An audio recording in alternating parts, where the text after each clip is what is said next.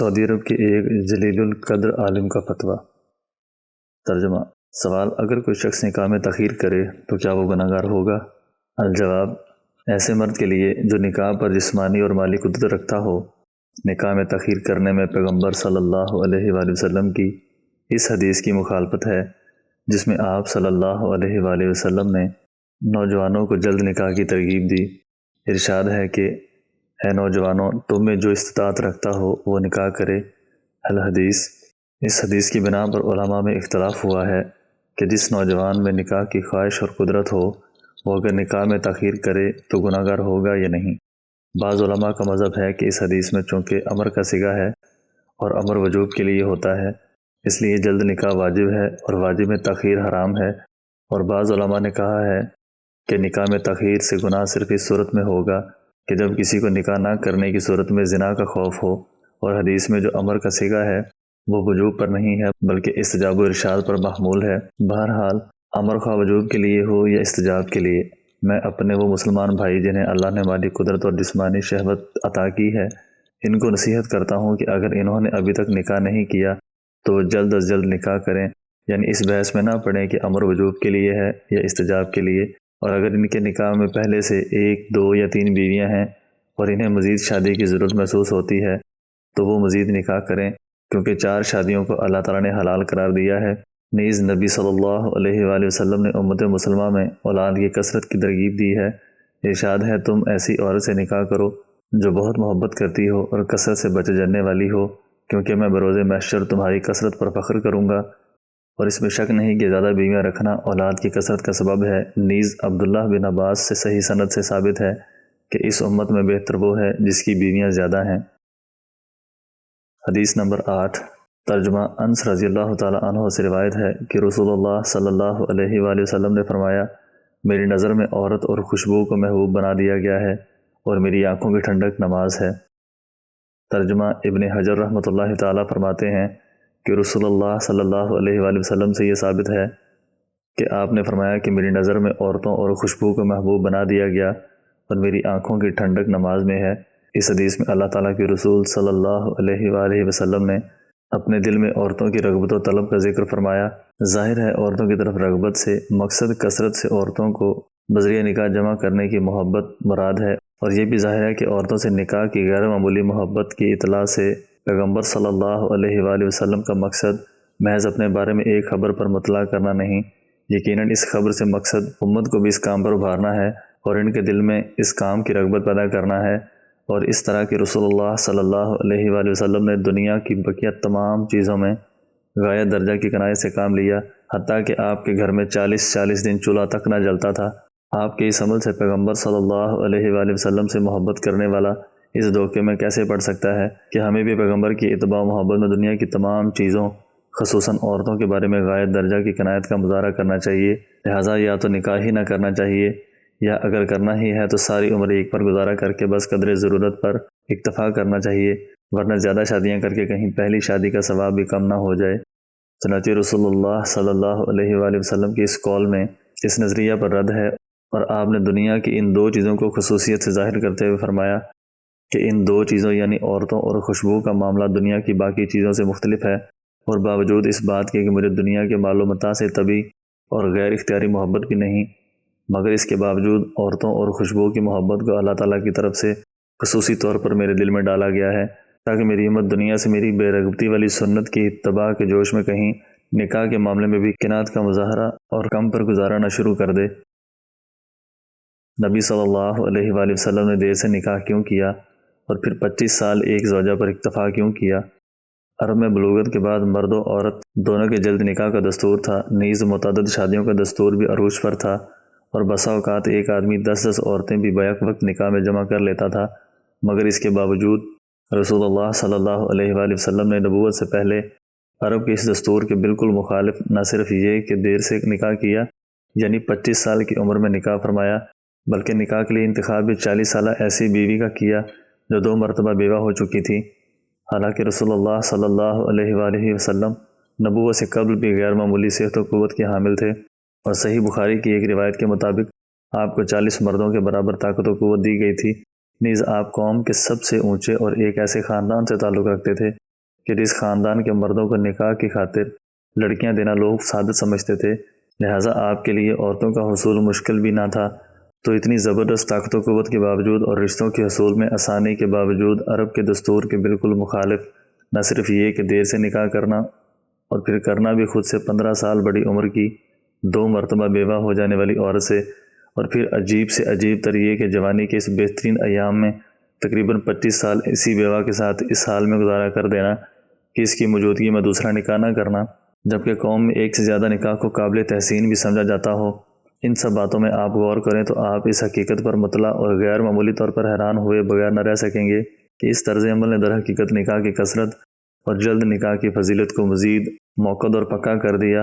اور بھی اس طرح کے یہ تمام کام اس بات کی واضح علامت ہیں کہ نبی صلی اللہ علیہ وآلہ وسلم نبوت سے قبل بھی دنیا کی طرف بشمول عورتوں کے ذرا بھی طبی رغبت نہ رکھتے تھے، چنانچہ آپ دنیا سے بے رغبتی والی اپنی اس طبیعت کے باعث غیر معمولی صحت و قوت نیز متعدد شادیوں کے بھرپور رواج کے باوجود بھی تقریباً 50 سال کی عمر کو پہنچنے تک اس بارے میں انتہائی قناعت کا مظاہرہ فرماتے ہیں اور نکاح کے معاملے میں بقدر ضرورت ہی پر اکتفا فرماتے ہیں، مگر یکایک ہجرت کا وقت قریب آنے پر اور پھر ہجرت کے فوراً بعد کہ جب آپ عمر کے اس حصے کو پہنچ جاتے ہیں کہ جن میں کسی بھی شخص کی نکاح کی طرف رغبت میں غیر معمولی کمی واقع ہو جاتی ہے، عمر کے اس حصے میں پہنچنے کے بعد صرف 5-6 سال کے عرصے میں آپ نے پے در پے نکاح فرمائے۔ اس طرز میں کیا حکمت تھی؟ حقیقت یہ ہے کہ نبوت سے قبل رسول اللہ صلی اللہ علیہ وآلہ وسلم کا وہ زمانہ تھا جس میں آپ شریعت کے تفصیلی احکام سے بے خبر تھے، جس کی طرف قرآن مجید کی اس آیت میں اشارہ ہے۔ ترجمہ: ہم نے آپ کو شریعت کے احکام سے بے خبر پایا سو باخبر کر دیا۔ پھر نبوت ملنے کے بعد بھی ابتدائی دور میں صرف عقائد ضروریہ اور بنیادی عبادتوں کی طرف زیادہ زور دیا گیا، تفصیلی احکام مثلا نماز کی جزائیت، روزہ، زکوٰۃ وغیرہ کی تفصیلات، اس طرح نکاح اور طلاق وغیرہ سے متعلق تفصیلی احکام ہجرت کے بعد نازل ہوئے۔ الغرض پوری امت کا اجماع ہے کہ آپ صلی اللہ علیہ وآلہ وسلم کو شریعت کے تفصیلی احکام سے آہستہ آہستہ بخبر کیا گیا۔ الغرض اللہ تعالیٰ نے ہجرت کے قریب قریب اور پھر ہجرت کے بعد آپ صلی اللہ علیہ وسلم کو شریعت کے تفصیلی احکام سے جب مطلع فرمایا تو ان احکام میں نکاح سے متعلق احکام بھی نازل ہوئے، جن میں ایک اہم حکم یہ کہ اسلام نکاح کے معاملے میں تاخیر اور قناعت یعنی بقدر ضرورت پر اکتفا کرنا پسند نہیں کرتا اور نکاح سے کنارہ کشی کو رہبانیت قرار دیتا ہے۔ اس وقت پھر اللہ تعالیٰ کی طرف سے رسول اللہ صلی اللہ علیہ وآلہ وسلم کے دل میں آپ کی دنیا سے بے رغبتی والی طبیعت کے بالکل برخلاف عورتوں کی طرف نکاح والی رغبت باقاعدہ طور پر ڈالی گئی، تاکہ دنیا کی بقیہ چیزوں میں جس طرح رسول اللہ صلی اللہ علیہ وآلہ وسلم اپنی طبیعت میں قناعت پسندی کے باعث بقدر ضرورت پر اکتفا کیے ہوئے ہیں، تو آپ صلی اللہ علیہ وآلہ وسلم عورتوں کے معاملے میں ایسی قناعت کا مظاہرہ نہ فرمائیں۔ الغرض ابتدائی جوانی کا وہ حصہ کہ جس میں جلد نکاح اور متعدد شادیوں کے سب سے زیادہ اسباب موجود تھے، اس وقت عرب کے دستور کے بالکل مخالف نکاح کے معاملے میں بقدر ضرورت پر اکتفا کرنا، اور جب مدینہ منورہ کے بعد آپ کی مصروفیت مختلف کاموں میں غیر معمولی طور پر بڑھ گئیں اور عمر بھی زیادہ ہو گئی، تو ان تمام رکاوٹوں کے ہوتے ہوئے یکایک اور قلیل مدت میں پے در پے نکاح کر کے نکاح کی تعداد میں مبالغہ سے کام لینا، یہ طرز اس بات کی واضح علامت ہے کہ خود رسول اللہ صلی اللہ علیہ وآلہ وسلم نے بھی متعدد شادیاں شریعت کے حکم کی بنا پر کی ہیں۔ چنانچہ آپ اگر ابتدائی جوانی میں نبوت سے قبل یا ہجرت سے قبل یہ کام کرتے کہ جب اسلام کے تفصیلی احکام نازل نہ ہوئے تھے، یہ استشابہ ہو سکتا تھا کہ پیغمبر صلی اللہ علیہ وآلہ وسلم نے متعدد نکاح عرب کے دستور کے موافق کیے ہیں۔ لوگ کہہ سکتے تھے کہ جی وہ تو اس زمانے میں دستور ہی 10 بیویاں رکھنے کا تھا، اور پھر آپ میں طاقت و قوت بھی تو بہت زیادہ تھی، اس لیے اتنی شادیاں کیں۔ یعنی جیسے آپ نے خچر کی سواری فرمائی، اس زمانہ میں دستور ہی خچر اور گدھے گھوڑوں کے سفر کا تھا، تو جیسے ہمارے ہاں گدھوں خچروں کی سواری کا رواج نہیں، اس طرح متعدد شادیوں کا بھی رواج نہیں۔ اللہ صلی اللہ علیہ وآلہ وسلم کی طبیعت میں دنیا کی طرف بے رغبتی رکھی، اور پھر بعد میں باقاعدہ طور پر آپ کے دل میں عورتوں کی طرف نکاح کی محبت والی رغبت ڈالی، تاکہ لوگ آپ صلی اللہ علیہ وآلہ وسلم کی متعدد شادیوں کو اسلام کا حکم سمجھ کر اس کی اتباع کی کوشش کریں، اور کسی بھی شخص کے لیے اس بات کا دروازہ بالکل بند ہو جائے کہ وہ رسول اللہ صلی اللہ علیہ وآلہ وسلم کے عمل کو عرب کے سابقہ دستور کی موافقت پر محمول کرے، اور یوں کوئی بھی شخص ان نکاحوں کو عرب کے دستور پر محمول کر کے نکاح کی کثرت کے شوق کو پیغمبر صلی اللہ علیہ وآلہ وسلم کی سنت دینیہ قرار دینے کی بجائے سنت عادیہ قرار دینے کی کوشش کرے۔ چنانچہ حدیث میں فعل مجہول کا صیغہ لایا گیا، جس کا مطلب یہ نہیں کہ عورتیں مجھے محبوب ہیں، بلکہ اس کا مطلب یہ ہے کہ اللہ تعالیٰ کی طرف سے عورتوں کی محبت باقاعدہ طور پر میرے دل میں ڈالی گئی ہے، ورنہ مجھے دنیا کی باقی چیزوں کی طرح جسمانی قوت کے باوجود عورتوں کی طرف بھی وہ میلان نہ تھا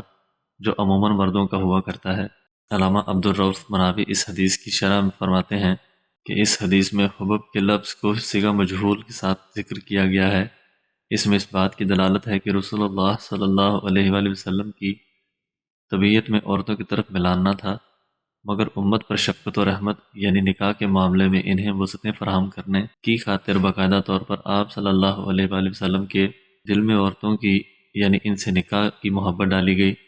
باخلاف نماز کے کہ نماز سے محبت کو صیغہ مجہول کے ساتھ بیان نہیں فرمایا، کیونکہ نماز آپ کو طبی طور پر محبوب تھی۔ رسول اللہ صلی اللہ علیہ وآلہ وسلم کی شادیوں کے بارے میں غیر مسلم مفکرین کے کچھ تبصروں کا ذکر۔ ڈاکٹر حافظ محمد ثانی صاحب حافظہ اللہ تعالیٰ نے اسلام اور پیغمبر صلی اللہ علیہ وآلہ وسلم کے بارے میں ایسے بہت سے غیر مسلم مفکرین و مصنفین کے اقوال تجلیات سیرت کے نام سے ایک کتاب میں مستند حوالوں کے ساتھ جمع فرمائے ہیں کہ جو غیر مسلم حضرات اسلام کے بارے میں متعصبانہ سوچ رکھنے کے باوجود متعدد مقامات پر اسلام کے محاسن اور پیغمبر صلی اللہ علیہ وآلہ وسلم کی سیرت کے مختلف گوشوں کی اچھائی اور عمدگی کا اعتراف کیے بغیر نہ رہ سکے۔ اس کتاب سے کچھ اقتباسات نقل کر رہا ہوں۔ لکھتے ہیں، رسوائے زمانہ آریہ سماج لیڈر راجپال، جس نے پیغمبر صلی اللہ علیہ وآلہ وسلم کی عصبیت اور جنون نوازی کے اظہار کے لیے بدنام زمانہ کتاب لکھی، اپنی فتنہ انگیزیوں کے باوجود لکھتا ہے، محمد کا پہلا نکاح 50 سال کی عمر میں ہوا۔ یہاں تو آریہ سماجوں کو بھی ماننا پڑے گا کہ محمد نے شاستر کے مطابق زندگی کا پہلا حصہ غیر شادی شدہ رہ کر گزارا۔ وہ برہمچاری تھے اور ان کا حق تھا کہ شادی کریں۔ معیار خانہ داری کے 25 برس وہ ایک ہی بیوی پر کنا رہے، اور وہ بھی 2 خاندانوں کی بیوہ، جو نکاح کے وقت 40 برس اور انتقال کے وقت 65 برس کی تھی۔ اس بوڑھی عورت سے اس جوان مرد نے نباہ کیا۔ یہ بات محمد کی پاکیزہ زندگی پر دلالت کرتی ہے۔ معروف یورپین غیر مسلم دانشور جان ڈابن کہتا ہے، کہا جاتا ہے کہ آپ نے بی بی خدیجہ کے بعد 11 یا 12 نکاح کیے اور آپ 15 یا 13 عورتوں سے منسوب ہوتے ہیں۔ اس بنا پر محض مخالف مورخ آپ پر بہت اعتراض کرتے ہیں اور آپ کے اس فعل کو شہوت پرستی کی طرف منسوب کرتے ہیں، مگر علاوہ اس بات کے کہ اہل عرب اور مشرقی لوگ آپ کے عہد میں ایک سے زیادہ نکاح کیا کرتے تھے اور ان کا یہ فعل کبھی خیال نہیں کیا جاتا تھا۔ یہ بات بھی یاد رکھنی چاہیے کہ آپ 25 برس کی عمر میں 50 برس تک ایک ہی بیوی پر کانا رہے۔ اب ہم یہ پوچھتے ہیں کہ کیا یہ ممکن ہے کہ ایک شخص شہوت پرست ہو اور ایسے ملک کا باشندہ ہو جہاں ایک سے زیادہ نکاح کرنے جائز ہوں، اور وہ شخص 50 برس کی عمر تک ایک ہی بیوی پر کانا رہے؟